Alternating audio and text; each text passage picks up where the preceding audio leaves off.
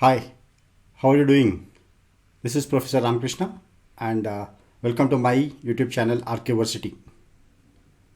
Using this YouTube channel and my website, that is archiversity.com, and also using the platforms like Udemy, Coursera and Teachable, I teach various finance accounting subjects to the students, practitioners, entrepreneurs and small business owners across the world. In this video lecture, I am going to explain you how to generalize the transactions and at the same time how to post those transactions into ledger books. Now, while generalizing the transactions, we use a general journal or a journal proper. Then once we generalize the transactions, then we identify the accounts. For each account, we create a separate ledger books. So our ledger account, or we can say the ledger or simply an account, is a summary of all the similar activities or transactions. Suppose you have a sales. Now all the sales are recorded in one ledger book. Or if there is a bank, so all the transactions related to a bank is recorded at one place. Similarly, purchases are recorded in a purchase ledger. Using multiple examples, I'll show you how to generalize the transactions, then how to post them into a ledger books. Here are different financial transactions. First, what is that we do is we create journals or journal entries, that is generalize these transactions. Then we create a ledger accounts and we post those transactions into a ledger books. Now here on January 1st, deposited rupees 80,000 cash in a current account with the HDFC Bank. So two accounts involved here. One is the cash and second one is your bank account. So cash is your asset, bank account is also an asset. Now our rule is that increase in asset is a debit and decrease in asset is a credit. So here your bank account is increasing. So what is that we do is on January 1st, we'll write HDFC bank account debtor to cash account and we deposit that an amount of rupees 80,000. Now this gives you two different accounts. One is the HDFC bank account and second one is the cash account. Instead of writing a bank account, why I'm writing HDFC is business organizations may have multiple bank accounts. So, or they have accounts in different banks. That's the reason why it is important to specify a particular bank name. So two accounts will have. One is a HDFC account. This is one ledger book. And second one is your cash. Let us take another account here. This is a cash. So this has a debit side and this also credit side. Here cash debit side and this is a credit side. Now in a HDFC bank, we'll write where from we are getting the cash. Or so we'll write cash onto the debit side of the HDFC account, that is cash and 80,000. Now in a cash, where is that your cash went? Cash went to HDFC bank.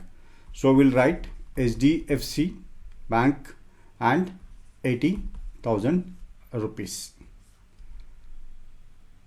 Okay. So in case of HDFC bank, it is a cash that it is receiving from whom. So we'll write a cash here on a debit side. And in case of a cash is going out from here to the bank account. So it is a HDFC bank account. Now on Jan 2nd, goods purchased on credit from RIA rupees 1 lakh. So here two accounts you have involved. One is purchases. This is your expense, and a RIA, you purchasing goods from a RIA. So this is a RIA account is a liability, that is you have to pay. Now what is happening here? Your liability is increasing and your expenses are also increasing. So an increase in expense is debit and increase in a liability is credit. So we'll write a transaction as January 2nd purchases account debtor to RIA account. Why is that we are writing a RIA account here is because we may purchase goods from multiple suppliers. So in future time period, when we want to know how much of amount to be paid to each supplier, we should have their own accounts. So that's the reason why we'll create an account. Now here rupees 1 lakh and rupees 1 lakh. Now this leads to two new accounts. One is a purchases account and second one is a RIA account. So we create another account for purchases, and you have a debit and credit. Where from you bought this? From RIA. So you will write a RIA and rupees 1 lakh. And next you will have a RIA account. Again you have a debit side and credit side. So here in case of a RIA, you have to pay her the amount. So for a purchases rupees 1 lakh. Now next is on Jan 5th purchased furniture and paid by HDFC check. So furniture is an asset. HDFC bank is also asset for you. So here furniture, there is an increase, and from HDFC bank you are making a payment, so your balance will decrease. So there is a decrease. So when asset increases, this is a debit, and when asset decreases, it's a credit. So we'll write a transaction, that is a journal entry as January 5th furniture account debtor to HDFC bank account. So amount is 20,000 and 20,000. So already as we have a HDFC bank account, we don't need to create another account. So already we have a HDFC here. So here from HDFC you are making a payment for furniture. We'll write a furniture here and the amount is 20,000. But you are adding a new asset, that is a furniture. So we'll create another account for furniture. So debit side and credit side. So here to HDFC and amount is 20,000. Next on Jan 6th, rent paid by HDFC check. So rent is an expenditure. Bank account is an asset for you. So increase in expenditure, decrease in asset value. So increase in expenditure is debit, decrease in asset value is credit. So our journal entry will be on Jan 6th rent account debtor to HDFC account and the amount is 10,000 rupees. So already as you have a HDFC account, we'll directly go to HDFC account and we'll write the rent. This is 10,000. Now we create another account for rent. So rent is debit and credit, rent to, or simply we write HDFC and 10,000 rupees. Now on Jan 7, goods sold to Dia on credit rupees 75,000. So one is your goods sold, this is your sales. So sales is your revenue, and on you sold on a credit to Divya. So this is a receivable. So receivable is an asset. Now what is happening here? There is an increase in asset and increase in a revenue. So increase in revenue we'll write as a credit, increase in asset we write as a debit. Then the entry is Jan 7th. So Divya account debtor to sales account. So what is the amount here? 75. 75,000 and 75,000. So these are the two new accounts. So we'll create a two new accounts. One is a sales debit side and a credit side. The next is the sales. What is that we do? Revenue is a credit. So we'll write Divya and 75,000. And next is your Divya account. So we'll write just like this, account. So debit side and credit side, sales made to Divya. So this is 75,000. Next, on Jan 10 cash sales. So here two accounts you have. One is a cash and second one is a sales. So cash is an asset, sales is a revenue. Increase in your asset, increase in your revenue. So increase in asset is debit, increase in your revenue is credit. So the general transaction will be on Jan 10. So cash account debtor to sales account. So 1,75,000 and 1,75,000. Now we have a separate book for sales and separate book for a cash.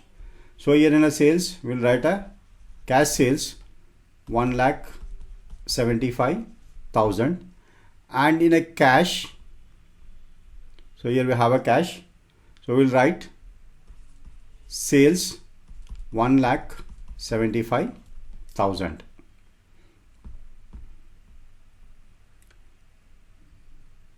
Then on Jan 10th, received check from Divya and 75,000 deposited in HDFC Bank. So here Divya is your asset. HDFC Bank is also an asset. Now what is it happening here? You are receiving a check from Divya. So Divya earlier supposed to pay you 75,000. Now she paid that amount. So this account is a decrease and you are depositing the money in a bank, that is HDFC. So this asset account will increase. So increase in asset account is debit and decrease in asset account is a credit. So our general transaction is on January 12th. HDFC account debtor to Divya account, and the amount is rupees 75,000. Now as already we have these two accounts, we'll directly go to those accounts and make the payment. So here in case of Divya, now she made a payment with the help of HDFC. So we'll write HDFC or check that we received and deposited. So 75,000 here.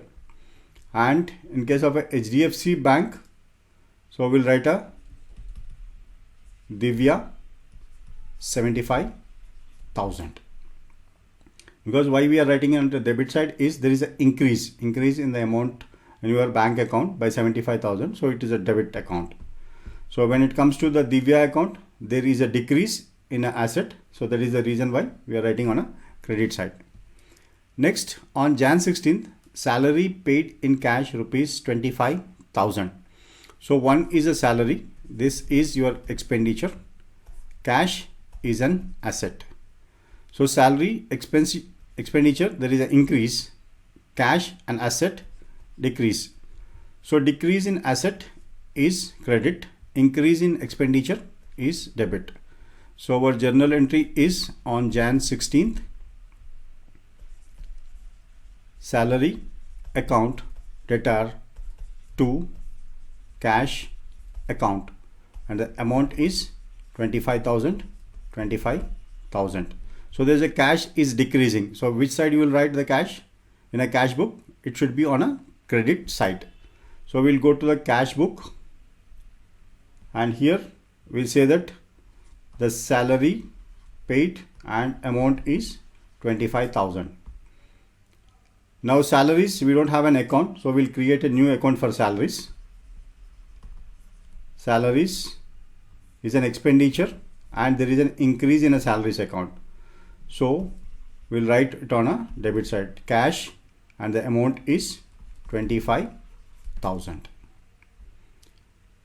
Now on Jan 26, cash sales rupees 1,20,000. Cash is an asset, sale is a revenue. Asset, there is an increase, sale, there is a revenue, there is increase in revenue. So increase in asset is debit and increase in the revenue is credit. So our journal entry is on Jan 26, cash account debtor to sales account, and the amount is 1,20,000 and 1,20,000.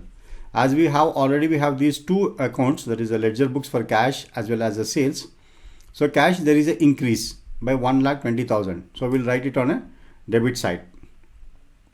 So cash, again sales, then 1,20,000, and sales is a revenue. Increase in revenue is onto credit side.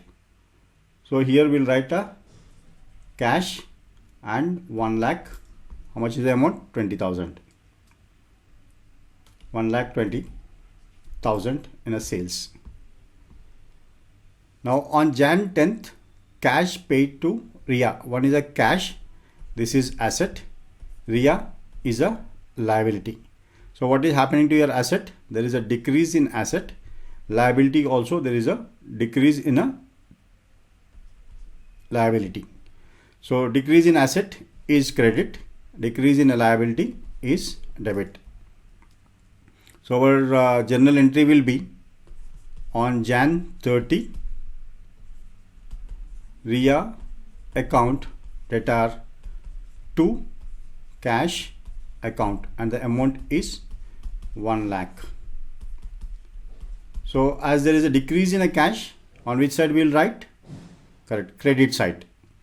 And if there is a decrease in a liability, on which side we will write? Debit side. So we have these two accounts. So we go to the cash and we'll say that we paid amount to the RIA and the amount is 1 lakh. And now we come to the RIA and we say that the cash is paid to RIA and the amount is 1 lakh. This is done. So this is how we write a journal entries and simultaneously post them into ledger books. So for every different account, that is you should have a separate ledger book. Now all the transactions related to that particular account are placed in one account. So once this is done, once the ledger posting is done, then we do a balancing of the accounts. So in my next lecture, I'm going to explain you few advanced journal entries and creating a ledger postings. And then after that, I'll explain you how to create or how to balance these ledger accounts and transfer that amount to the trial balance. See, the funda of a ledger account is very simple. You don't need to worry much about it. So once you create a ledger account, remember the rules of a debit and credit. Simply, if there is an increase in asset, it is the debit side, and there is a decrease in asset, it's a credit side. So applying those rules, we post transactions from journal to the ledger. That's simple. Hope this lecture made some sense to you, and I suggest you to practice on web. You get hundreds of examples on journal transactions or financial transactions. Download them and practice and check whenever you are writing a journal or posting them into ledgers. Do not forget about the basic rules of debit and credit and identify the accounts. So this will help you a lot. That is, identifying of accounts and applying a rules of a debit and credit makes your life simple and easy in generalizing transactions and posting them into ledger books. Thank you. Hope to see you soon with advanced topics in a ledger posting.